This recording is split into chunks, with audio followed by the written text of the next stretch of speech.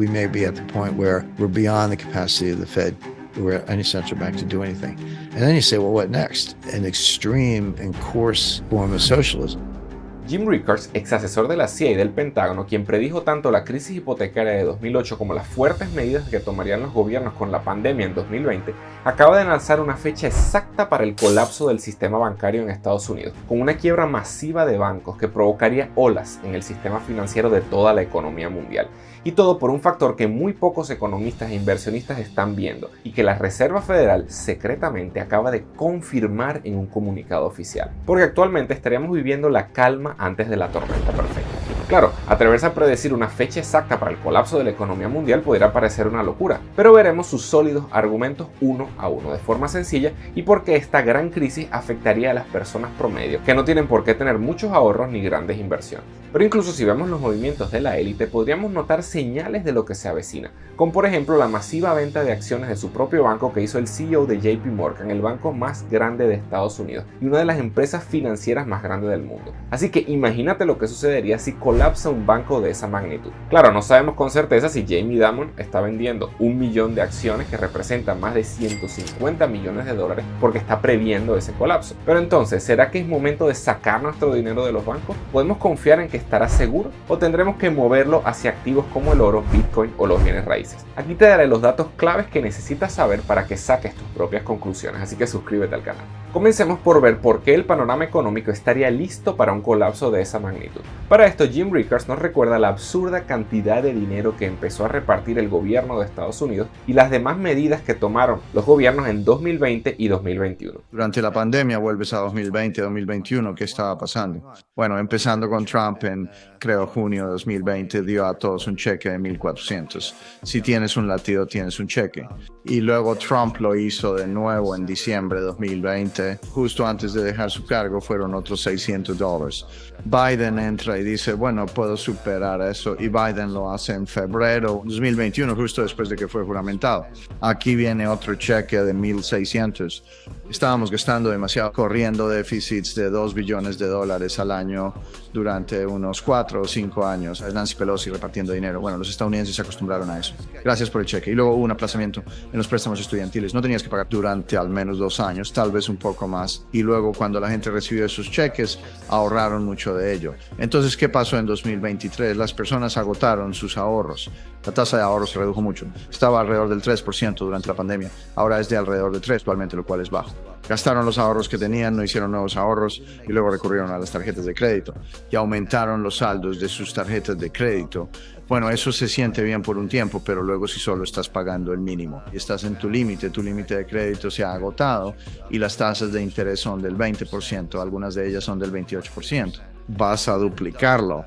Equilibrio en 3 años. Entonces, si estás como solo pagaré el mínimo este mes y lo resolveré, tu saldo está aumentando porque los intereses se acumulan más rápido de lo que los estás pagando al 20 al 25%. Esto quiere decir que la gente se está hundiendo cada vez más porque los intereses se acumulan más rápido de lo que pueden pagar las tarjetas de crédito. Por eso vemos que incluso el consumo de gasolina ha bajado, a pesar de que la gasolina es algo que no dejamos de comprar aunque esté cara, porque tienes que llevar a los niños a la escuela, tienes que llegar al trabajo, etcétera, etcétera. Esto significa que la gente no está conduciendo, no está yendo de vacaciones, no está haciendo viajes por carretera, no está conduciendo más de lo necesario básicamente. Pareciera como si la gente frenó en seco su consumo, lo que daría indicios de posible recesión económica. Y mientras se da todo esto en la economía real, tenemos el detonante que podría hacer estallar todo, la gran fragilidad del sistema financiero. Porque no podemos olvidar lo que pasó en marzo de 2023, las quiebras de grandes bancos que pudimos ver, pero que los gobiernos salieron a rescatar sin pensar mucho en las consecuencias que esto podría traer hacia adelante. Entonces eso fue Silicon Valley, eso fue Signature Bank y lo que la mayoría de la gente olvida, uno grande por ahí, Credit Suisse. De hecho, su banco central o sus autoridades centrales acaban de salir y decir cuán importante es sistémicamente Credit Suisse en realidad, y si no los hubieran rescatado, eso habría creado un escenario tipo GFC. Entonces tenemos que volver a esa fecha y preguntarnos qué habría pasado si la Fed no hubiera intervenido. ¿qué habría pasado con el sistema bancario? Creo que la mayoría de sus espectadores que están viendo esto ahora dirían, bueno, George, en ese caso sí quiero decir que el sistema probablemente lo habría hecho, colapsó. Por cierto, me gustaría recordar a todos sus espectadores que si miran los activos en el balance o el tamaño de los balances, en realidad hemos tenido más fracasos bancarios en 2023 que los que tuvimos en 2008. Entonces, que no sé cómo la gente puede decir que eso no fue una crisis, o que de alguna manera hemos superado la crisis como si no fuera nada. Pero lo que no se dan cuenta es que ese programa es técnicamente solo temporal. ¿Y qué fue lo que hizo exactamente el gobierno de Estados Unidos? Principalmente dos cosas. Primero, afirmar que va a asegurar el 100% de los depósitos de las personas y las empresas en los bancos, a pesar de que esto no sea numéricamente posible, pero lo hacen para evitar una corrida bancaria. Segundo, lanzaron el llamado Bank Term Funding Program, un programa en el que la Reserva Federal, el Banco Central de los Estados Unidos, presta dinero por el plazo de un año a los bancos e instituciones financieras a tasa de interés baja, para que puedan seguir ofreciendo créditos a las personas y a las empresas y que tengan liquidez para satisfacer los retiros de dinero de quienes tienen depósitos en los bancos. Claro, para acceder a estos préstamos los bancos tienen que colocar como garantía sus activos. Eso significa que si un banco no puede devolver el dinero del préstamo, esos activos, sean de buena o de mala calidad, pasan a la Reserva Federal. Y ahí está uno de los problemas que ponen en riesgo la estabilidad financiera de Estados Unidos. Y lamentablemente tengo que decírselos de nuevo, no hay plata. Muchos analistas ven todo esto y piensan que la crisis se estabilizó. Entonces, cuando se retiren las ayudas, todo volverá a la normalidad. Pero recordemos las palabras de Jim Rickards. Los inversionistas están tranquilos porque creen que la crisis bancaria terminó. Esto es un grave error. La historia muestra que las crisis financieras más grandes se desarrollan en etapas y tienen un periodo de quietud entre la etapa inicial y la etapa crítica. Y pone los ejemplos de la crisis financiera asiática que inició en Tailandia en junio de 1997. Para diciembre de ese año ya se había calmado, pero los dominos fueron cayendo y terminó estallando en Rusia en septiembre de 1998, teniendo incluso que intervenir la Reserva Federal de Estados Unidos. Y otro de esos casos fue la misma crisis hipotecaria de 2008, que también se dio por etapas. Pero lo grave de la situación actual lo podemos ver claramente aquí en el gráfico. Este es el nivel de utilización de los préstamos del Bank Term Funding Program. Fíjate cómo se disparó en marzo de 2023 cuando se lanzó el programa, luego tuvo un periodo de calma y ahora se ha duplicado. Estamos hablando de más de 160.000 millones de dólares que le ha prestado la Reserva Federal a los bancos y que sigue subiendo exponencialmente. La pregunta que tenemos que hacernos entonces es, ¿qué puede pasar si el gobierno no logra mantener esas ayudas que están sosteniendo a los bancos? ¿Qué pasaría si los bancos se quedan sin dinero y estalla un efecto en cadena en toda la economía mundial? El contagio se da de varias vías. Una es que la gente vaya a sacar su dinero, que eso sería prácticamente catastrófico. Eso es lo que está tratando de evitar el gobierno al decirle a la gente, le tenemos garantizado el 100% de su depósito. Eso no es cierto, porque no hay suficientes recursos para resolverle a toda la gente. Si se retira todo ese dinero de los 6.400 bancos que hay en Estados Unidos. Pero el mensaje es, le vamos a dar todo su depósito. Si la gente lo acepta y no hay intento de retiro, entonces ahí ese contagio no se da. Ese es el primero, que es el más grave, porque es una cuestión de un día, de inmediato, que fue lo que pasó en Argentina cuando el famoso corralito, que tuvieron que tomar la decisión de que la gente no podía sacar el dinero más que hasta una cantidad, y entonces afectaron a la gente con dinero en los bancos. Ese contagio es el que están tratando de evitar. El otro es que cuando un banco quiebra o quiebra muchos bancos, eso afecta a otros del mismo país o del exterior, porque los bancos se prestan entre sí. Por eso en el 8, cuando quebraron un banco de Estados Unidos, quebraron en Alemania.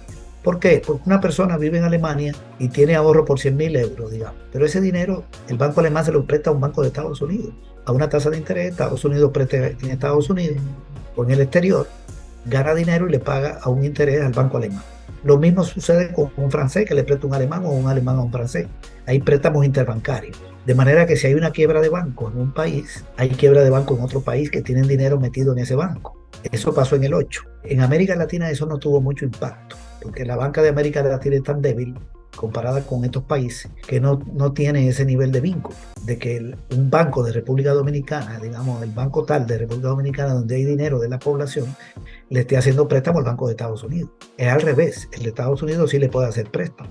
Entonces no tiene en países débiles ese arrastre, no la tuvo la del 8, ni la tendría este. México podría ser porque está cerca y porque es una economía grande, con un PIB de más de 1 billón.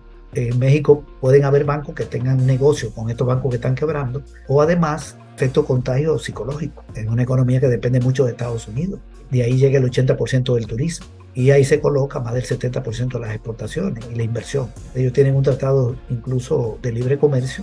Son economías bastante integradas y junto con Canadá.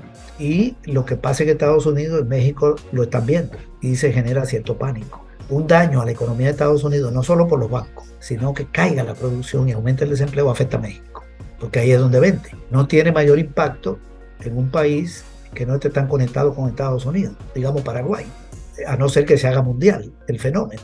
Pero el problema de Estados Unidos no arrastra a Paraguay, pero arrastra a México, a Guatemala, a Haití, a Costa Rica, los países que tienen un vínculo directo, y también de inversión y de turismo. Por eso hay problemas que ya se ven en esos países, México, Europa, pero depende de qué tanto esto sea grande o no sea grande. Yo creo que si logran contener esto en Estados Unidos, hasta ahí llega. El mayor riesgo para mí es el retiro de los ahorros. Ahora bien, ¿para cuándo está programado el cese de las ayudas del gobierno? La fecha es el 11 de marzo de 2024. Así que si estás viendo el video después de este día, cuéntanos en los comentarios qué sucedió por fin. Pero sinceramente, y más porque 2024 es un año electoral, dudo que no creen otro programa similar para seguir pateando la crisis hacia más adelante y que la bomba le explote a otro gobierno, o simplemente sigan con la llamada impresión de dinero infinitamente hasta que llegue el tan esperado fin del dólar. Pero los factores que serán necesarios para que se dé por fin te los explico a detalle en este video y los orígenes de la crisis bancaria actual en este otro. Soy Gabriel González Florentino, el economista y youtuber, y recuerda que todo sistema tiene su método y el método funciona. Esta sería realmente la primera vez en la historia de América que no lograríamos hacer los pagos que se deben